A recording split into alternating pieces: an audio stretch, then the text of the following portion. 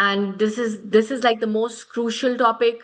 At least 5 6 lesions definitely come in the exam, oral medicine cases, and for the management planning and identifying the lesions and knowing when to refer, when to manage at the dental clinic. So it is an extremely important topic, and per exam you will find at least 5 lesions, 4 5 lesions. And if you combine all the questions, so say about 10 15 questions from this topic alone, it's one of those very crucial topics. And that is why I decided to you know take it as our public session in 3 part series. So what we are going to do is, today we are going to do the second part of the oral mucosal lesions. I'm going to give you a brief revision of what we did in the first part also. The first part is available on the Facebook. This is from the ETG or the TG4. Yes, Jasmine.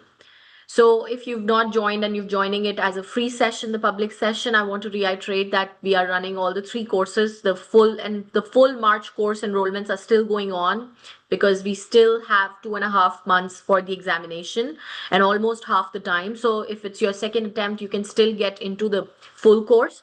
The crash course is also going on. You can get the crash course and have the concised program and plan for you. And we have the dual course also running simultaneously for the September 26th batch. So all the 3 courses are running, and we are running the new year discount on all the 3 courses. So if you're interested to join any of these 3 programs, please message me or my team on Facebook and or my WhatsApp and get this discount, whatever is available on all the 3 courses. You can ask and I will provide you the details as well.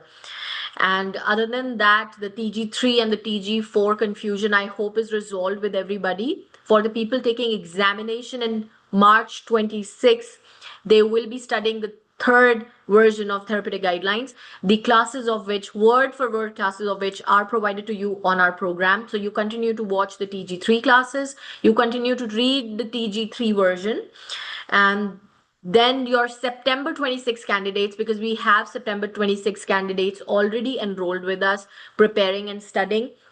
So we have provided for them a new study plan, including the TG4 reading task. So I'm not making the September 26 candidates watch the TG3 classes. I do not want them to get familiar with the older version of the book. Rather, I want you to develop the pictographic memory with the September 26 exam requirement, which is the TG4.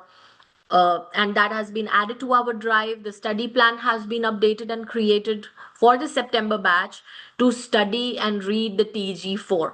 And from April onwards, when I start the September 26 course officially, I will start taking the live TG4 classes, word for word, paragraph by paragraph, every single concept discussed as it will and as it can come in examination. Right? So now the answers for March batch will remain same for UAF, for MMF and UAF2, whatever you're doing. But for the September batch, we are updating the answers on UAF, on MegaMaster, and everywhere we will update from the TG4, and they will be released to the September candidates after the March exam, which will be on the 12th. And then we will release the new updated file where all the questions are compiled together, put together, and even for the corrections file, it will be added. Okay, so by March mid, you will get the revived, updated answers. So we went through the TG4 also. There are only few changes, drug-related changes, MRON changes, which will affect. So it is not going to have huge impact, or a lot of questions will not change. Okay, but we are already working on it behind the scenes. We are updating the files, we are updating the resources, and the updated answers will reflect on the drive files, will reflect on the app mocks, will reflect on your power notes, will also reflect on correction file. So everywhere it will be updated. So September batch need not be worried. They will be well taken care of after the March examination. And March candidates do not have to worry at all, because you're going with the flow with the TG3. Nothing changes for you. Okay, so both batches are sorted, and I hope the TG3 and TG4 is also clear. Bring in the new year with the new energy and the new zest to succeed. We are bringing a free public mock for you guys this weekend. So I'm sure you're excited to take the free public mock, and I will be taking the mock discussion as well after the public mock is released. So if you want to join our free public mock, which is the New Year gift for you all, if you can join our Facebook group, and the details how to join would be provided there. If you haven't joined the group, please join it and get the details to get into our free course as well, and the free mocks also. So you can join our free monthly mentorship program where you'll get the monthly, weekly free classes as well as free mocks. All right. So without much ado, let's start today's class. I'm sure you're excited to learn. Everybody's keen and excited to learn more about oral mucosal lesions. And before we start that, just let's have a quick review of the slides, what we did in the last part, and review because we did a lot of points. So most importantly, what we learned was the approach to assessment of the oral mucosal disease. That was the most important because that will apply to every lesion that you get in the exam. So this is kind of like your bread and butter for oral mucosal lesion. You have to memorize these points. What are the assessment points, which is the duration, what is the triggering factor, precipitating factor, symptoms, and exacerbating and relieving factors, and other changes which are associated with the lesion. So whether it's a white patch, red patch, mixed patch, pigmentation, ulcer, anything, macule or papule, any kind of lesion, right? You're going to be assessing it. That's the basic of assessment of an oral mucosal lesion. The lesion can be patch, lesion can be an ulcer, lesion can be vesicle, blister, macule, papule. Makes sense for everybody? Give me quick yes and no's because I'm giving you a quick review so that we can jump on to the part 2 and you still have the connection with the part 1 and your memory is refreshed. Okay? So these are basics for any blister, vesicle, papule, macule, whatever, duration, precipitating factors, symptoms, exacerbating and relieving factors, and other changes which are associated with the lesion. Now, in general, the management which can be done in the general practice, we learned about those lesions, which are these are basic lesions which do not have any high risk, which are not associated with cancer, which are not associated with anything that would require stronger steroids or biopsy or the risk of cancer. That is why these are the ones which can be treated in the general practice unless they are associated with red flags or the conditions which are non-malignant, right? But warrant specialist referral. So one thing is red flag. Any of these previous lesions which can be treated in the general practice, if they are presented with any of the red flags, they would require the specialist referral. All right. And then in that case, it is ulcer, which is more than 2 weeks. A pigmented lesion would require because it is a possible melanoma. Then a mixed lesion, red lesion, white lesion, which is indurated and fixed or is at a high risk site, which is your the lateral border of the tongue, floor of the mouth. Then paresthesia, which shows the nerve involvement, a sign of malignancy, and a persistent discomfort, any lumps, swellings, salivary gland issues, associated lymph nodes involved. So these are the red flags which would require the specialist referral. Now there are certain non-malignant conditions which also warrant your specialist referral. So which are your recurrent or non-traumatic ulcers. Today we are going to be talking about oral pigmentation. So hold your horses, PG here, and I will be coming to them. Okay, let's review what we are doing, what we did in the last part. The other oral signs of systemic disease like syphilis, Behçet's, HIV, inflammatory bowel, lichen planus, pemphigoid, pemphigus, immune compromised patients, any of these conditions present, these may not specifically indicate towards a malignancy, but they indicate towards that they are non-malignant conditions, but they are severe systemic conditions. That is why they will also require specialist referral. Does that make sense? Because recurrent aphthous ulcer can also be because of underlying systemic conditions. So they will require specialist referral. Dry mouth, which is not relieved by over-the-counter measures, can also indicate underlying severe systemic condition. That will also indicate that. And any oral condition which indicates a systemic disease like syphilis or Behçet's or pemphigoid, pemphigus, all these would also require the specialist referral. Immune compromised patients also with any oral conditions will require specialist referral. So other than red flags, these are the non-malignant conditions which warrant the specialist referral. And then we talked about the oral squamous cell carcinoma. We talked about its variations, its clinical appearances, and the risk factors we did. And then the oral potentially malignant disorders. Now, which are not malignant as of now, but they have the potential to get malignant. They also require your specialist referral. Is that correct? This is the third category which requires specialist referral. Potentially malignant, red flags, and non-malignant, which warrant. So three categories. What are the potentially malignant? Oral leukoplakia, verrucous leukoplakia, erythroplakia, actinic cheilitis, OLP or lichenoid, OSMF, which is your submucous fibrosis associated with betel nut chewing, right? And then reverse smoker's palate, lupus erythematosus, disc keratosis congenita, graft versus host disease. In that, you will have history of the bone marrow transplant. So all these are the potentially malignant disorders which also require specialist referral. Now we talked about oral leukoplakia, what are its clinical presentations, what are the classifications and their potential for malignancy. The management, of course, is the specialist referral, biopsy and monitoring. And then we also discussed erythroplakia and HPV. HPV, we discussed all the squamous papilloma, which is associated, condyloma acuminata, verruca vulgaris, wart, and we also discussed the fact that HPV is also linked with the specific kind of squamous cell carcinoma, which is distinct from the alcohol types and the old age types. Remember?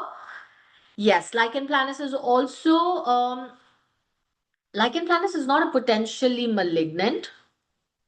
I mean, there is a very small risk, but on its own, it's non-malignant, which requires a specialist referral. But it also comes under a very small, very very small risk of potential of turning to malignancy. That's why also comes under that category, Priyanka. Yes.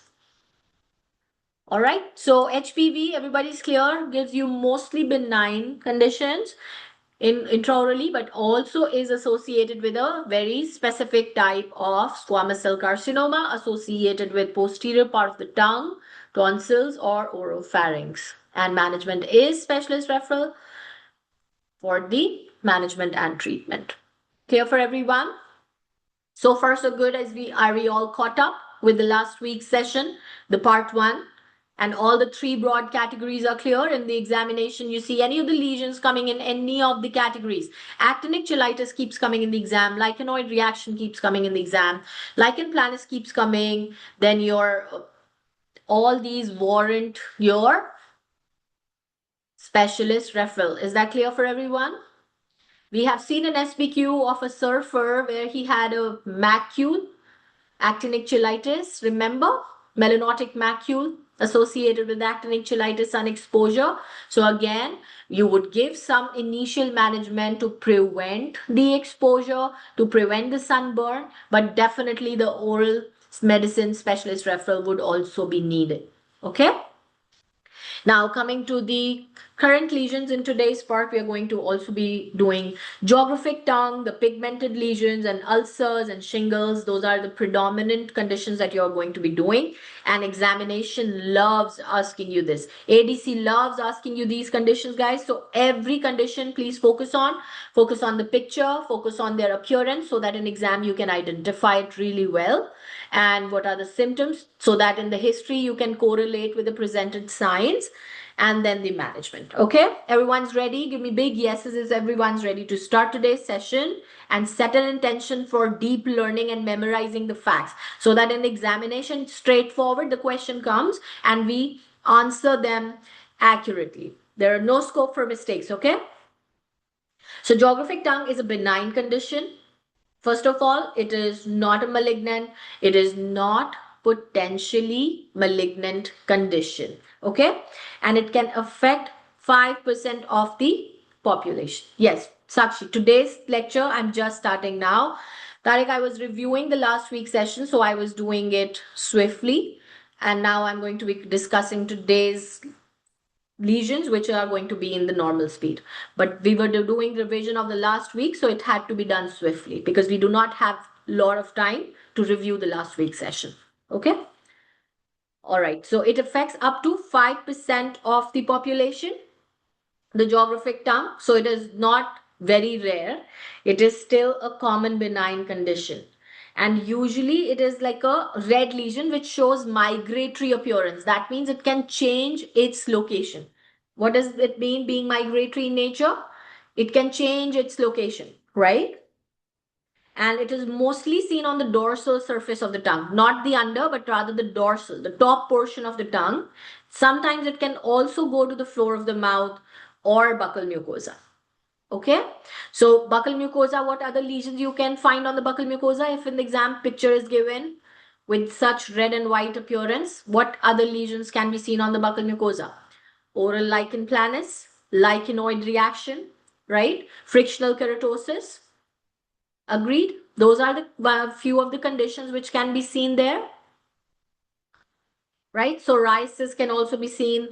Fordyce's granules can also be seen. Yes, Sakshi, absolutely correct. So please know that even geographic tongue can have appearance on the dorsum of the tongue, but also may be seen on the floor of the mouth and buccal mucosa. So it can extend from there. And these are red patches. Usually they will have redness in the center, which will appear the atrophic appearance and depapillated appearance. So the papilla will be lost and surrounded by this white, creamy, elevated margins. Can you all appreciate it on the picture? Centralized red atrophic patch, depapillated zone, surrounded by white, elevated, white or creamish margins. So usually it can be sensitive also, but not like truly painful. But sometimes pain or burning may present. In that case, specialist advice will be required because geographic tongue usually is asymptomatic in its nature or mildly sensitive. But if the pain and burning is prominent, then what would you do? You would refer to the specialist. Does that make sense? Is it clear for everyone? There can also be associated family history, so confirm for the family history if you're suspecting geographic tongue. Okay? And some patients can also have sensitivity to certain foods, like spicy or acidic foods, they may be unable to tolerate because of the depapillated zone. Spicy and acidic food, they may not be able to tolerate, right? If there is severe pain or burning, you would refer to the specialist. Does that make complete sense for everyone? Right? So usually the management is not required other than just making a correct diagnosis and reassure the patient because there is no management available. If there is any red flag, right, in that case, or if it is suspecting non-malignant condition, then in that case, again, you will refer to the specialist. Clear for everyone? So if there is any red flag, or in case it is also suspicious of a non-malignant condition warranting the referral, like lichenoid reaction or lichen planus, in that case also you would refer to the specialist. Otherwise, if it's a crystal clear, distinct geographic tongue diagnosis, in that case you do not require any management, just reassurance and regular monitoring. Clear for everyone? First lesion of the day, geographic tongue, management, appearance, and the variations, usual presentation, and in case of variations, what would you do? Clear for everyone?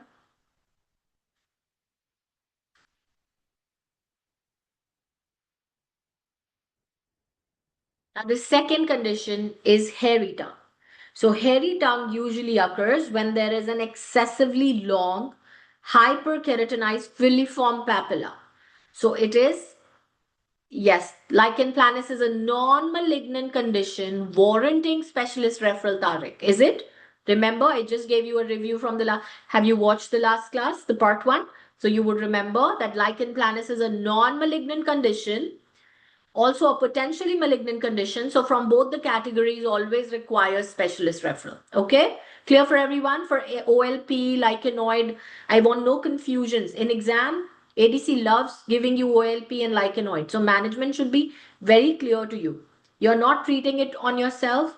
Biopsy confirms and then the management starts and all is done by the specialist. Please give me big yes because lichenoid and OLP is very, very frequently coming up in the exam. Okay. Okay, coming back to the hairy tongue now. So hairy tongue is what? What? It is just overgrown, hyperkeratinized, filiform papilla of the tongue, and it becomes stained by accumulation of the epithelial cells, exogenous material, chromogenic microorganisms, and it gives a very distinct black and other color appearance. Causes can be the use of chlorhexidine mouthwash, a long course of antibiotics, or the patients in which there is limited oral intake of food. So those who are on endoscopic gastronomy feeding, those can develop this excessive overgrowth of filiform papilla. So this is the appearance and the management is quite simple and straightforward. Usually it does not require any specialist referral unless the categories of red flag features or non-malignant condition warranting referral are present. That goes without saying for every lesion. Is that correct? Because hairy tongue comes under the first category that we learned, that which can be treated under the general practice. But it comes with a clause if red flag present or a non-malignant condition warranting specialist referral. If those two conditions are present or potentially malignant, if those three categories are present, then you refer. So management usually involves identifying and addressing the cause, and other strategies include improving oral hygiene, brushing the tongue with the toothbrush, and using your sodium bicarbonate mouthwash. How do you prepare the sodium bicarbonate mouthwash? Is by adding half a teaspoon of sodium bicarbonate powder to a glass of warm water. Okay? Makes sense? Clear for everyone? Half a teaspoon, not tablespoon, half a teaspoon to a glass of warm water, and just mouthwash can be rinsed in the mouth upon waking up or even any time during the day. All right, so referral will only be needed if the red flag or the non-malignant condition warranting your specialist referral. So that's your hairy tongue. I hope it's clear. Any question from geographic or hairy tongue, or are we good to go? Making sense? So these two questions come in exam, these two lesions come in exam. You're completely equipped now to answer them. Francesco, the red flags, I just gave you the quick review from the last week. Have to memorize them, okay? Memorize these red flag features, Francesco. Ulcers, which are greater than 2 weeks, pigmented lesion in the mouth. If it's red, white, or mixed lesion and shows induration, rolled margin, fixation, high risk site, associated with facial or oral paresthesia, persistent discomfort, lump swelling, salivary gland issues. Francesco, is this clear? These you have to memorize. Any condition showing any of these features would warrant specialist referral. OLP and lichenoid reaction always require specialist referral because they are both potentially malignant and also non-malignant conditions warranting specialist referral. Jasmine, is it clear now? So if the red flag, if the geographic tongue appears, it's a red and white mixed lesion, right, Deepika? And if it appears on the dorsal, ventral surface or the lateral border of the tongue, then it's on the high risk side. Yes, it will become your red and white lesion present on the ventral surface or the lateral border. It's a red flag. It's a high risk side. Immediately refer. Good question, Deepika.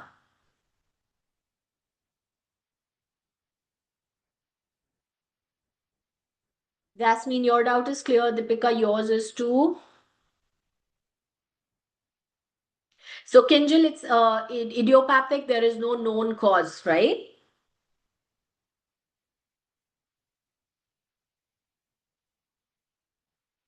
All right, going back, let's start the assessment of oral pigmentation. Again, very important lesion that gets asked in exam. The pigmentations, the macules, the papules can be given, and other moles and blue pigmentation, black pigmentation can be seen.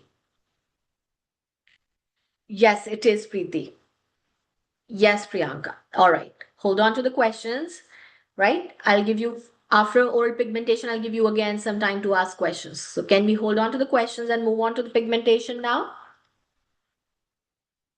All right. So assessment of oral pigmentation is extremely important. As I told you, the assessment points of any oral mucosal disease. I gave you a brief review of any oral disease review points, right? The duration, the triggering factor, the exacerbating factor, the symptoms associated. So same would apply to the pigmentation also. When the patient presents with any pigmentation orally, usually the oral pigmentation is really common, right? And in that case, it is mostly benign also. But still, it is important to assess all the features. Take the complete history, examine all the features. Because you want to exclude what? Number one condition that you want to exclude is the melanoma, the oral mucosal melanoma, which is the oral cancer, right? Or you want to also rule out a systemic condition associated with oral hyperpigmentation. Anyone knows any condition, any systemic condition which is associated with oral pigmentation? The Peutz-Jeghers syndrome, adrenal insufficiency, right?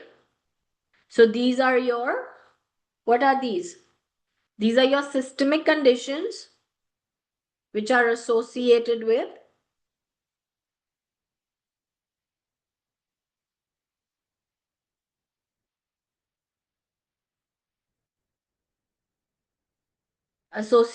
your oral pigmentation, right? So you have to take the complete history and examine the oral pigmentation because you want to rule out the oral melanoma, or you want to rule out a systemic disease which has oral hyperpigmentation. One of those conditions is adrenal insufficiency, right? So you will ask about the time duration, any drug which is associated, are they taking any drugs? Then what is the triggering factor? What are the symptoms associated? And then also you will ask for the ABCDE. So the ABCDE of any mole or any oral pigmentation is if it's asymmetric, if the border is irregular, and C stands for color changing or color variation. Same lesion has different colors. D is diameter, if it is larger than 6 millimeters. And E is if it's evolving. Evolving by how? By changing in size, shape, color, or symptom. So remember the A, B, C, D, E. There is no F and G. There is A, B, C, D, E of the melanoma criteria. You have to know this criteria because if it shows any of the A, B, C, D, and E, you would require urgent referral. So quickly, let's review what's A is. A is asymmetry. Okay. So if it's one half of the pigment doesn't match, one half of the macule doesn't match the other half. So it's asymmetric in shape, not circular, but rather irregular asymmetric shape. Yes, A is asymmetry. B is the border irregularity. If the border is irregular, edges are ragged, notched, or blurred. In that case also, it would require referral. Color variation. C is for the color variation. Uneven colors with shades of tan. D is for diameter. Diameter if more than 6 millimeters, you would refer. Then evolving. E is for evolving if it's changing its size, shape, color, or symptom. then again it's going for your referral. Okay? So these are the A, B, C, D, E criteria. If it has pain or it's associated with loosening of teeth, that also indicates melanoma, would require referral. And if it is multiple discrete pigmented areas, if it's not just one mole or one pigmented patch, but rather multiple discrete pigmented areas, even involving other parts of the body, in that case also you would require referral. So asymmetry, border irregularity, color variations, diameter greater than 6 mm, and E is for evolving signs and symptoms like size, shape, color, or symptoms. There is no FNG, okay? There's only A, B, C, D, E, Sakshi. And other associated pain and loosening of teeth and other discrete pigmented areas, it would require urgent referral. So if none of these are present, but you still see oral pigmentation, continue to monitor. If your diagnosis is not clear, then you need to continue to monitor. But if you are confirmed that it's a general pigmented macule, right? In that case, if you've confirmed it's a benign lesion, in that case, no regular monitoring is required if it's a physiological pigmentation. So usually the most common pigmentation that you'll find in the mouth, the benign one, is physiological pigmentation. It is usually seen in darker skinned individuals and races. So brown, black gingival pigmentation is seen. It can involve buccal mucosa, palate, tongue, or lips, right? And it's absolutely asymptomatic. No treatment is needed. If it's associated with pain, then it comes into the melanoma risk category and would require referral. Does that make sense?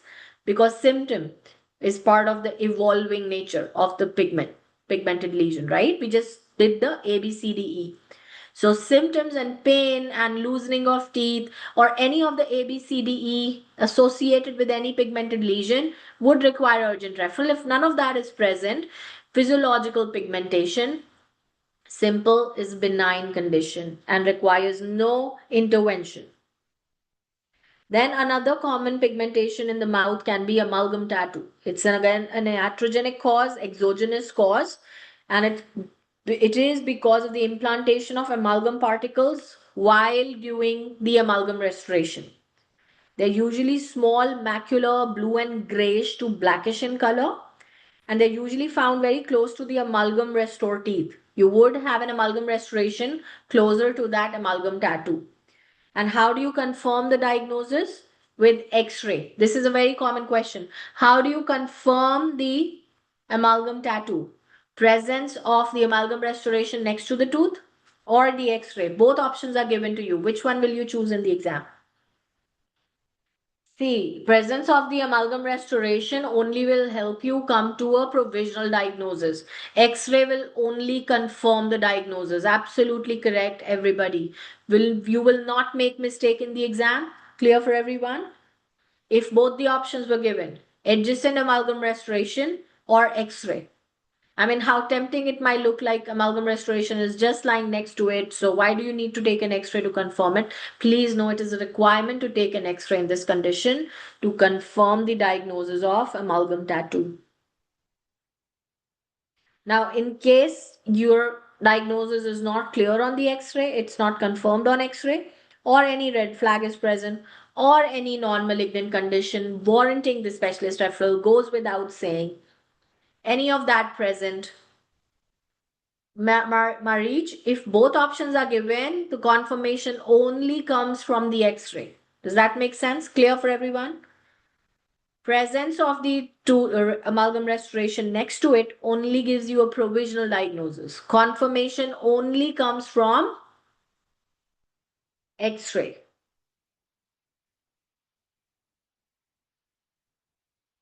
They are benign, they do not require management, they do not require any surgical intervention to remove it. Clear for everyone also? There is no amalgam near it. Then, Francesco, what makes you form the provisional diagnosis? right? There has to be some history of some amalgam work there, right? If not adjacent, closer there somewhere.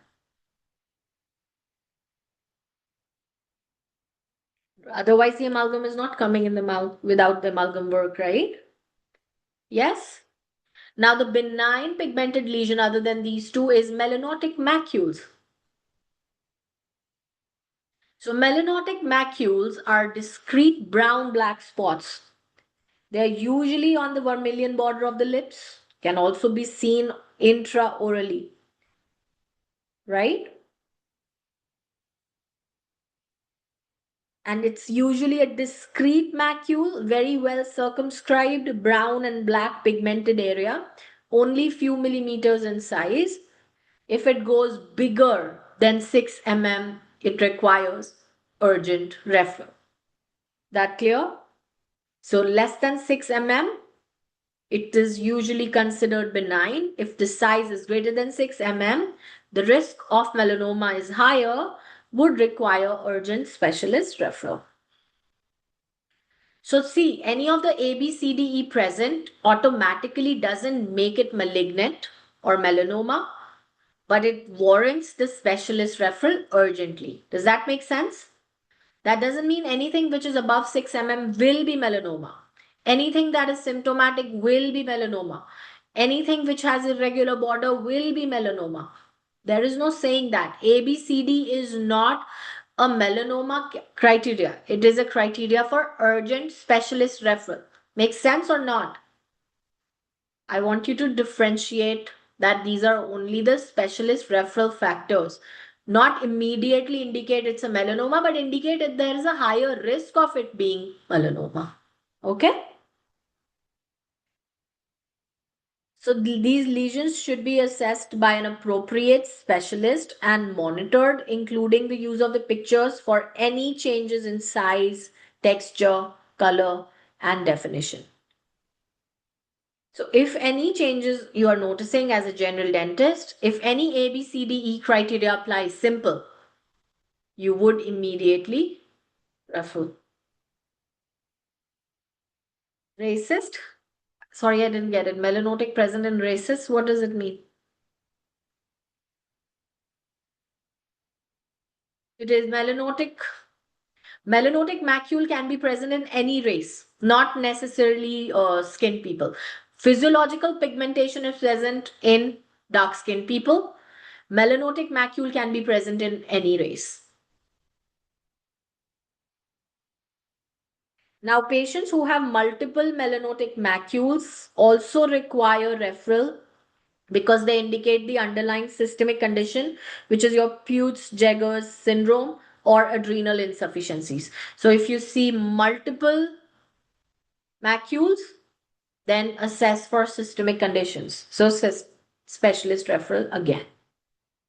So multiple macules will require assessment for systemic conditions.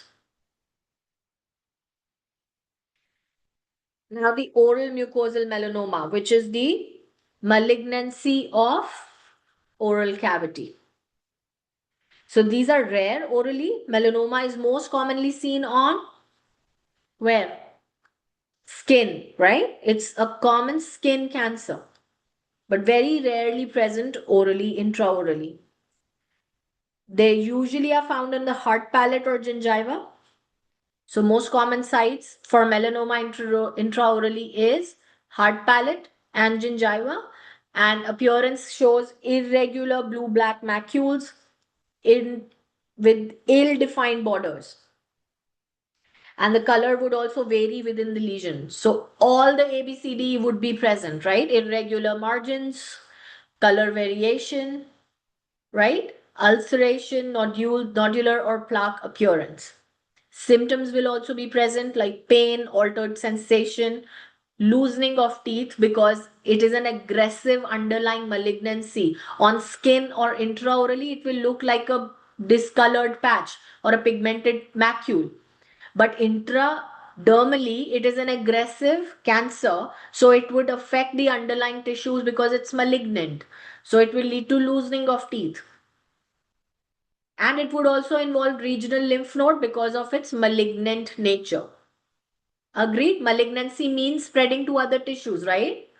That is what malignancy is. That is what skin cancer or melanoma would mean, right? Spreading to the underlying dental tissues, spreading to the adjacent lymph nodes. Any A, B, C, D feature present, Lavanya, you're going to refer to the specialist and the biopsy will only confirm it, whether it's a melanotic macule or a melanoma, Lavanya. Clear for everyone? Any A, B, C, D feature present, urgent referral to the specialist, and then the biopsy will confirm that. Here, urgent specialist referral for biopsy and diagnosis. Early detection can improve survival. Otherwise, skin cancer or melanoma has very poor 5-year survival rate. B was the border irregularity, Tariq.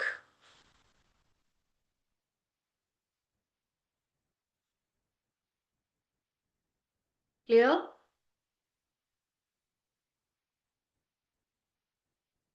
B was the border irregularity.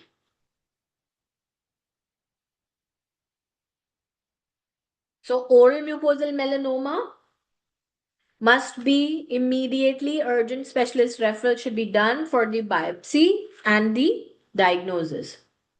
So any symptom of pain, altered sensations or loosening of adjacent teeth, these are any of the symptoms these are present, you would immediately refer. Clear for everyone? Otherwise, the 5-year survival rate of melanoma is really low, one of the very aggressive cancers. Clear for everyone? The oral melanoma and the sites which are most commonly linked with it. Appearance also. All right. Now, very important topic. Again, ADC gives you, and a lot of questions come from this one, which are various ulcers. Trauma ulcers and recurrent aphthous ulcers. These are the two most common causes or not? No, no, no, no. Kaposi is not the cancer. It's Kaposi sarcoma is not a melanoma. Kaposi sarcoma is a benign condition, Tariq.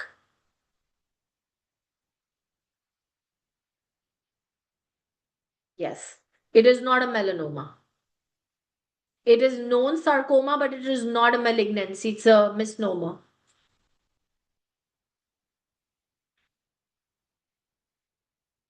It's actually a very pathognomonic identifying lesion for HIV, but also found in the very advanced stages of HIV, very late stages of HIV.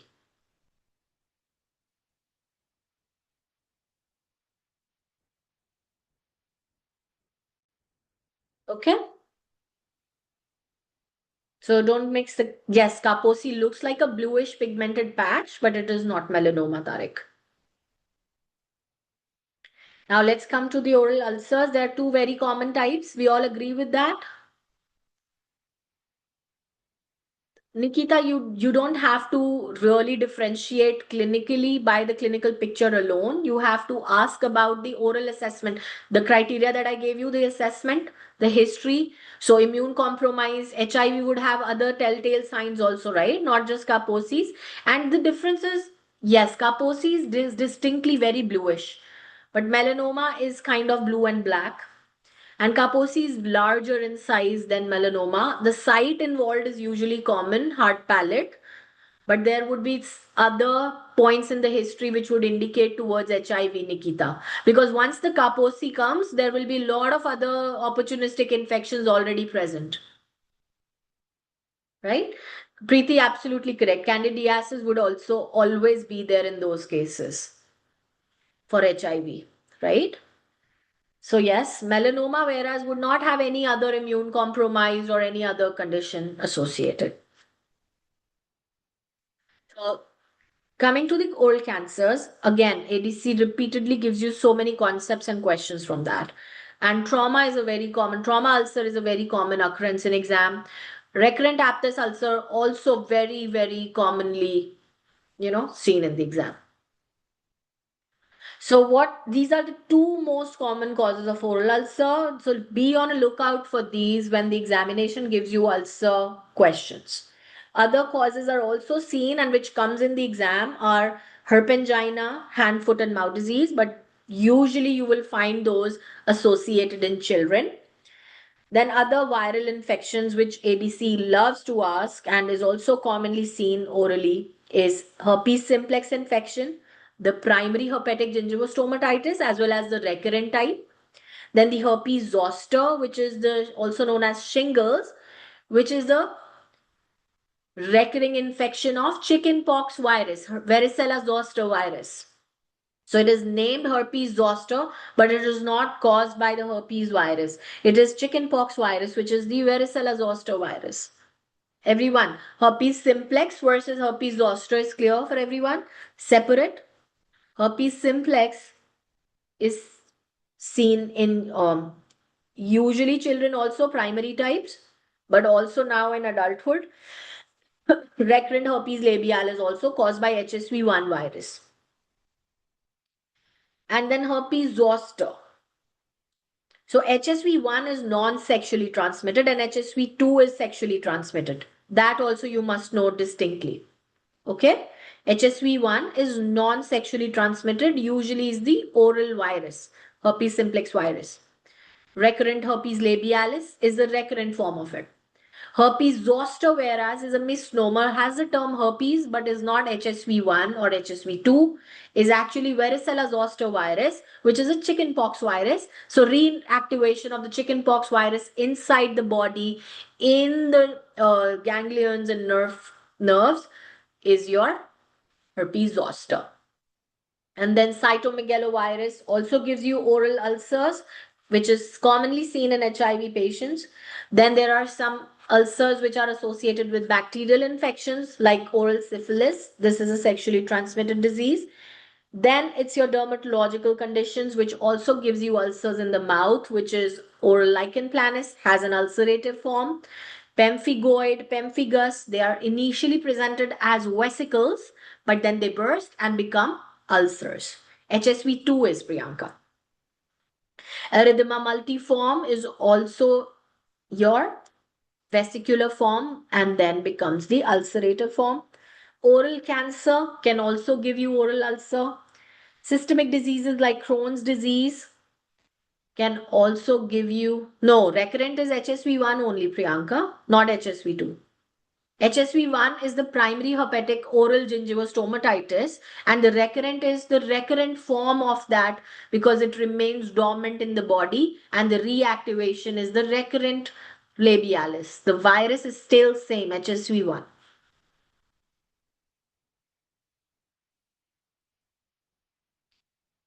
Herpes zoster is not reactivated. Varicella zoster virus, when gets reactivated, leads to the condition called herpes zoster because of the vesicles. So the term herpes is integrated because it gives vesicles like herpes gives you, but it's zoster from the varicella zoster virus. That's why herpes coming from the zoster virus getting reactivated in the body. So mostly everybody gets the chickenpox virus in the childhood. Then the virus remains dormant in the body. Upon reactivation and triggers, it gives you herpes zoster. And because it follows the nerve distribution, so it extends to the midline but never crosses the midline. That is the pathognomonic sign of the zoster. And certain drug reactions can also give you the ulcer. So these are the various kinds of ulcers which can be found in the oral cavity. So what are the suitable management for the oral ulcers? So ulcers are mostly indicated for referral in case there is a red flag, right? Ulcers would be referred when there is a red flag. Is that clear? Any red flag present with any ulcer, whether trauma ulcer or any even recurrent aphthous ulcer, no matter how simple the ulcer presentation, if any red flag is present, you will immediately refer. But for general trauma ulcers and minor recurrent forms, these are two very common forms, traumatic ulcer simple or minor recurrent aphthous ulcers. In that case, you can advise for the pain management. So you can also advise salt water mouthwash. or some antiseptics. So the pain relief is achieved by your benzidamine 1% gel. Salicylates should not be advised. Benzidamine is the preferred analgesic. Okay? So benzidamine 1% gel can be given in anyone, child 6 years or older, even in adults, but not below the age of 6. It can be applied to the ulcer 2 to 3 hourly as necessary. Other pain management method is using the lidocaine 2% viscous solution. Use the lowest dose necessary, which is up to 15 ml, and then rinse in the mouth for 30 seconds and then spit it out. 3 hourly as necessarily, maximum 8 doses can be given in the 24 hours. Right? And it's mostly used for hospital settings only and when other therapies have not worked. So salt water and benzidamine has not worked, only then lidocaine solution works. So mostly for hospital settings. Clear for everyone? Lidocaine only in hospital settings. Before that, salt water or benzidamine 1% gel. Now, topical steroids can be used short term, right, for the pain management and to promote healing also, but not in major or herpetiform recurrent aphthous ulcers. So steroids can be used too for minor ulcers, minor recurrent aphthous ulcer, or even in trauma if it's not getting managed. For healing, you can use steroids, hydrocortisone 1% cream, or triamcinolone acetonoid 0.1% paste, but not for major or herpetiform recurrent aphthous ulcer. Okay? And should only be used in adults. So minor recurrent aphthous ulcers can be given topical steroids too. But if the ulcer is not improving in 2 weeks, then it becomes a red flag, and then you immediately refer. After addressing of the cause, if it's not improving in 2 weeks, that's the criteria. Yes, absolutely, Priyanka. Okay. So identify the cause of the ulcer, manage it, and if still it's not improving and still persists for 2 weeks or more, then refer. Now, traumatic oral ulcers, when there is a direct cause present, whether a sharp, rough tooth surface, restoration surface, broken teeth, restoration, any sharp food, any rough food, hot food, toothbrushing, right? Any oral prosthesis, orthodontic appliance, or even chemical burn. These are all your common causes of traumatic ulcer. Right? When the cause is clearly evident, you will address the cause of the trauma, ask the patient to change their oral hygiene practices, you will smoothen the sharp edges of the teeth and the restorations, you will adjust the prosthesis, put wax on the orthodontic appliances. And once the cause is addressed, usually the most traumatic ulcer will spontaneously resolve when the cause is adequately addressed. If you haven't addressed the cause, Bhavya, then the 2 week is not applicable. If there is a cause and you've not addressed it, but if there is no broken restoration, then it is not even a provisional diagnosis of traumatic ulcer. So that is only in the case of traumatic ulcer. And if it's on the lateral border of the tongue, that again is a red flag. So immediate referral. But lateral border of the tongue, Sonali, and present broken restoration adjacent to it, then the cause is traumatic ulcer, then you give the immediate referral. But lateral border also counts as like immediate red flag. See, frictional leukoplakia is entirely white, Tarek. Frictional patch, white patch only. Ulcer will always have a necrotic slough but an inflammatory margin, inflamed margin. Frictional keratosis usually will have very little inflammatory component, mostly the keratotic component. Ulcer would be painful. Frictional leukoplakia is painless and is a keratotic patch. Frictional leukoplakia is also associated with the occlusal line. Ulcer would have different sites, right? If ulcer is on lip, it could be because of the bite. It could be again because of biting on a rough food, sharp food. So history you have to collect. As I told you, assessment of any oral mucosal lesion, history has to be assessed, right? What is the duration? What caused it? What triggered it? What are the symptoms, right? So assessment of the oral mucosal lesion points that I told you in the beginning of this lecture, the first part, that has to go for every lesion. You cannot bypass collecting that information. That only will give you your provisional diagnosis.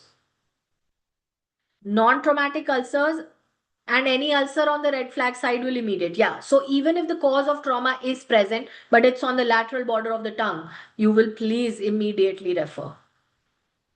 You will manage the cause of trauma, but will also refer. If in the same option you're given, manage the cause of trauma and make a referral, you will choose that option. Clear for everyone? Because the lateral border of the tongue is a high risk site.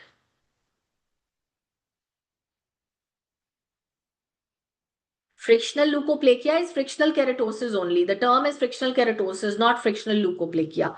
That is not a correct term, Preeti. There is no term, there is no lesion called frictional leukoplakia. The term is frictional keratosis. Right, Tarek? Preeti? Okay? And it is because of the occlusal forces. Two separate options, cause, management, and the referral. If the red flag is associated, Jasmine, then absolutely referral comes first. Sonali, frictional keratosis is an entire lesion on its own. On the app, you have a class on white lesions. Go to the webinar archive, search the white lesion class. I have explained the leukoplakia, cancer, and frictional keratosis distinctly, very elaborately in that class. Please watch that. If the patient didn't know when appearing this lesion and red flag, we need to refer. Yes, yes, yes. If patient does not know when it occurred and any red flag present, you will immediately refer. Yes, this class will also go on the app. So most traumatic ulcers will resolve spontaneously if you have addressed the cause adequately. If any red flag feature are present, which indicates oral cancer, or if any non-malignant condition is a risk, is an indicated, which requires specialist referral, you will immediately refer to an appropriate specialist. Okay? And once you have addressed the cause and still the 2 weeks, it still persists beyond 2 weeks, then in that case, again, you will require the specialist referral. Now, any persistent ulcer in the mouth can also indicate syphilis. That is why the specialist will not only check for cancer for a persistent ulcer, but will also check for oral syphilis, because oral syphilis is also a persistent ulcer.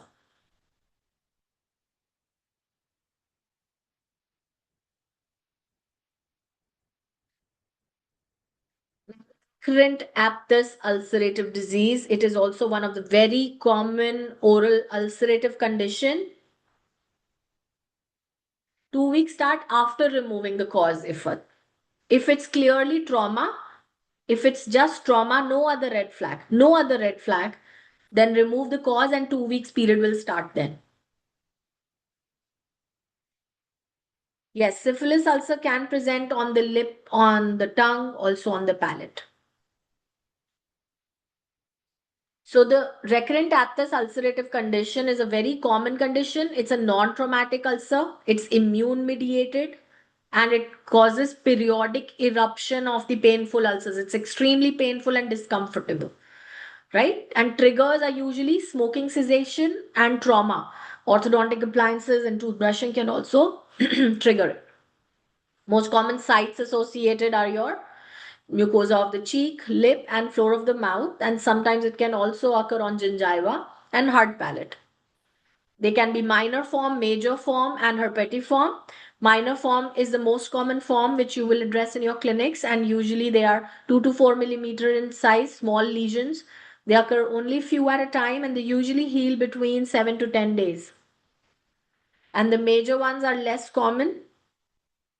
They're presented as the large lesions and they can persist for up to 6 weeks. They heal with the scarring also. Herpetiform are even smaller, 1 to 2 mm, and they come in crops and they coalesce and form a bigger lesions and they heal between 1 to 2 weeks. Okay? So assessment of the ulcers involves you have to take complete history and do the examination, and usually the diagnosis comes from that. But yet again, any red flag feature present, you will do immediate referral. And if you think that the underlying systemic deficiencies are the cause of the aphthous ulcers, in that case, you will not start giving the supplements, but rather blood testing will be required. Laboratory testing is required to confirm the systemic deficiencies, nutritional deficiencies of iron, B12, folate, or zinc deficiency. And there are other systemic conditions which are also linked with these ulcers in mouth, which is celiac disease, ulcerative colitis, Behçet's, right?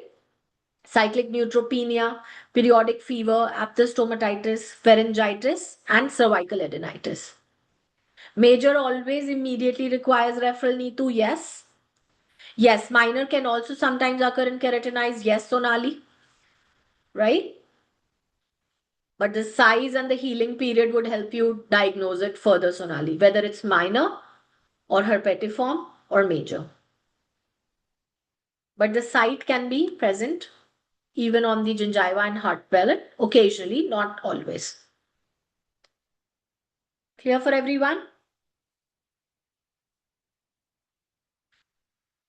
So in what cases will you refer your aphthous ulcer? If it is seen in children, to rule out any underlying systemic condition.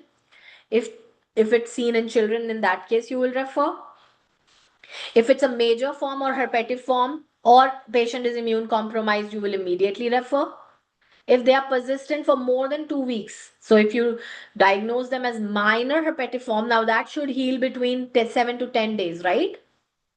Minor form should heal between 7 to 10 days. So if it is persisting for more than 2 weeks, you will refer. Correct?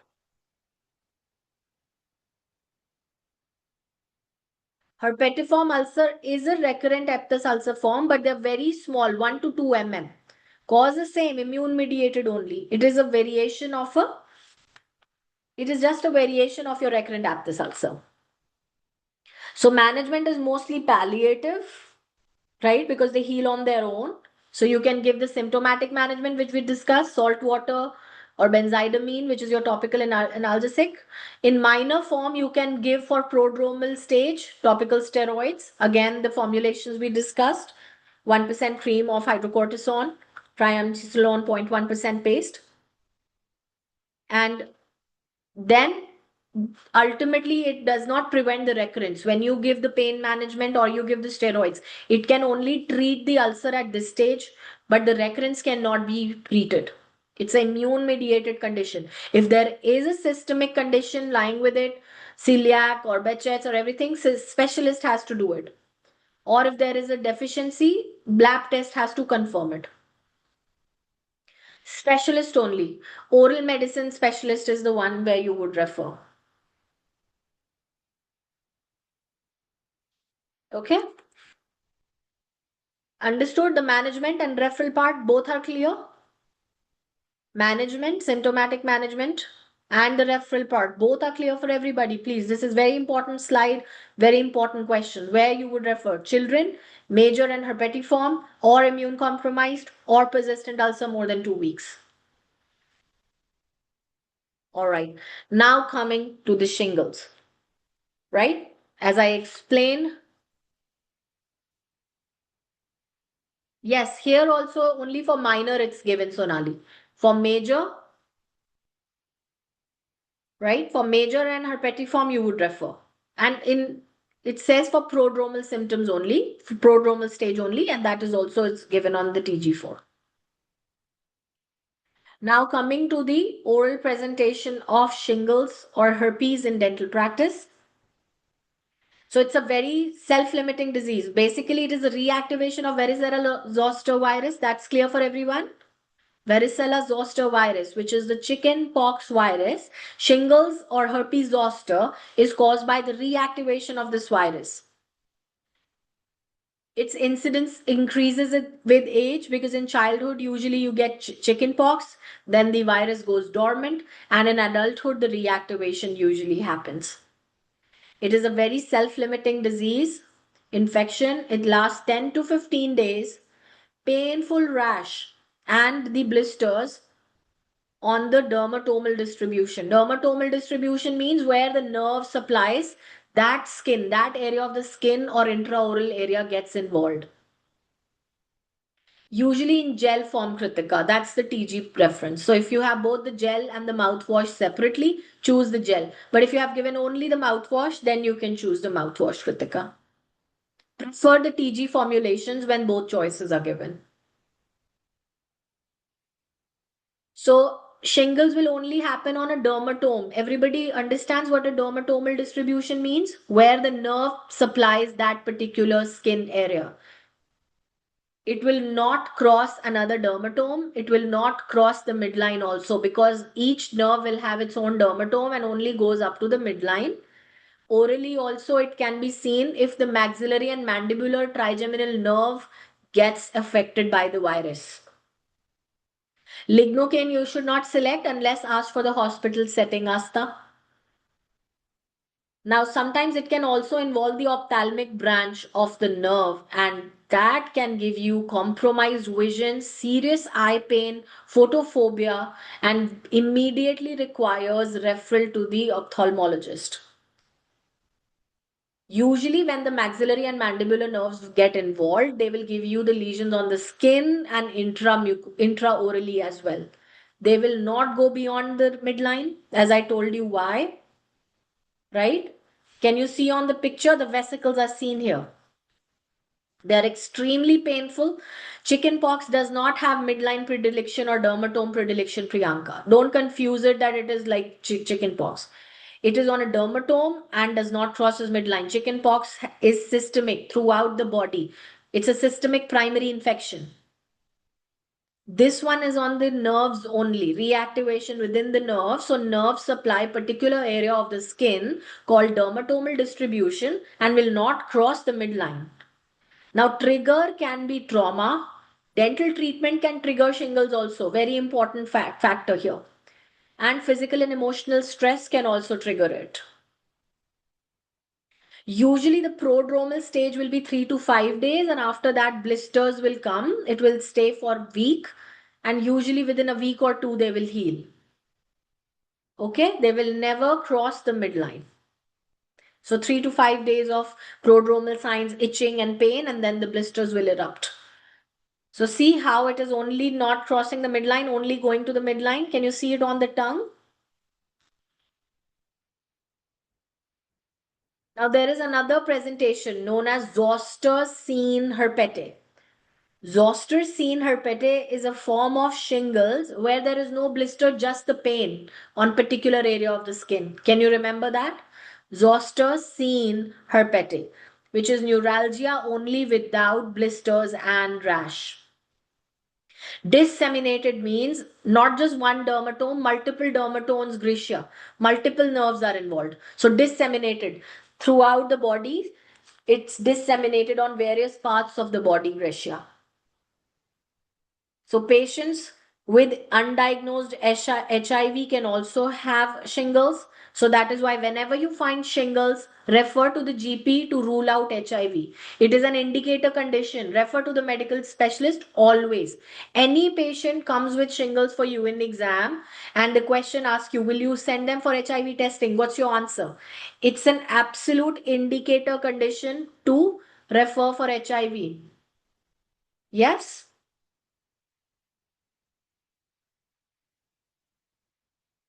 Yes, without midline crossing, but different parts. Absolutely, Gracia.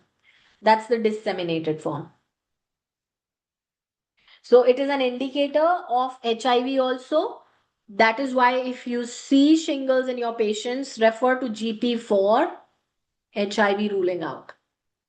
Now, the management is usually antiviral therapy is given. So, within 3 days of the rash onset, antiviral therapy can be given. Immune competent children also, where you see it severe or rapidly progressing, in those cases also you can give the antibiotic therapy, antiviral therapy. And all immune compromised patients, including HIV, would also require antiviral therapy. Yes. So the management of shingles is antiviral therapy. It reduces the pain. It reduces the duration, viral shedding, making it less communicable, and less risk of ocular complications. Because if it spreads to the eye nerve, ophthalmic nerve, serious condition can arise, photophobia, severe vision problem can happen. Okay?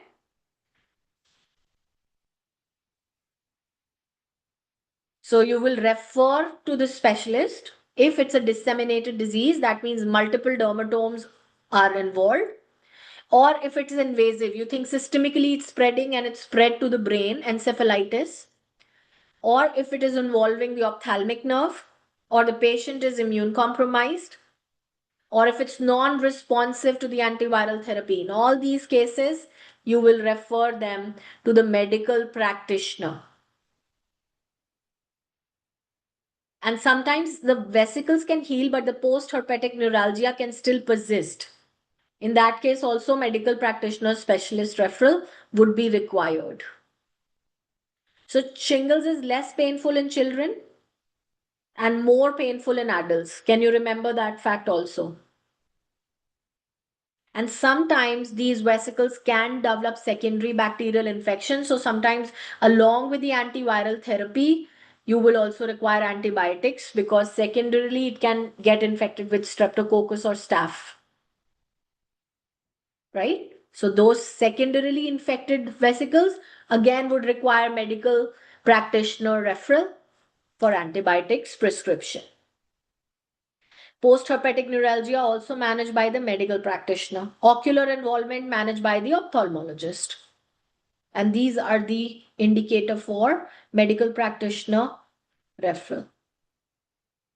Disseminated disease, invasive disease, herpes zoster involving the ophthalmic nerve, and non-responsive infection. So that is it till for today. All your lesions that we did up till your herpes zoster. All these are absolutely ADC relevant lesions, absolutely relevant for exam. Lot of questions you will see from these. I hope it made sense and I hope it helped you understand the lesions and conditions. And now in few days you're going to be having your pre-public mock, January public mock, the first mock of this new year. If you haven't joined our Facebook group, all the details of the mock will be available there. Join our free mentorship course on our app on which the mock will be available. The links to download our app will be available on our group.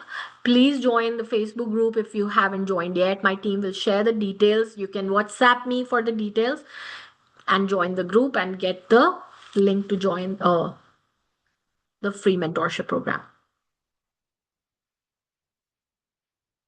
For March 26, this is absolutely additional concept. So they are not changes, Sakshi.